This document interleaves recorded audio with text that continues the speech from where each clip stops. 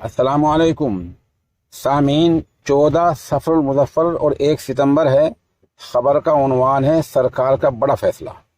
दरअसल आपको पता ही है, पिछले 48 घंटों से वन नेशन वन इलेक्शन की बहस मुल्क में छिड़ी हुई है।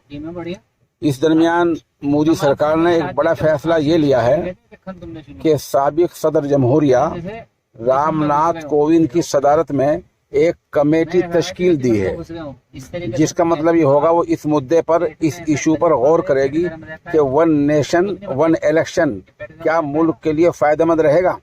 वन नेशन वन इलेक्शन का मतलब ये है कि पार्लियामेंट और असेंबली यानी लोकसभा और विधानसभा, इनके इलेक्शन, इनके चुनाव साथ साथ हो जाया करें। ये वन नेशन वन इलेक्शन का मतलब है। तो मोदी सरकार ने आज अब ये नोटिफिकेशन कुछ देर पहले जारी हुआ है कि साबिक सदर जमहूरिया रामनाथ कोविंद की सदारत में कमेटी तश्कील दी है। कमेटी में और कौन कौन होंगे इसके बारे में अभी कोई निर्णय, कोई फैसला नहीं लिया गया है। अलबत्ता ये कहा गया है कि शाम तक नोटिफिकेशन जारी कर दिया जाएगा कि कौन कौन इसमें शामिल होंगे। हमारा ख्याल ये है कि अपोजिशन वाले भी इसमें लिए जाएंगे और अपोजिशन वालों को लेकर एक जो है कमेटी बनाई जाएगी। ये कमेटी 22 या 18 सितंबर के बीच में अपनी रिपोर्ट पेश करेगी और वहां मोदी सरकार चाहती है कि वन नेशन वन इलेक्शन का बिल पेश हो जाए।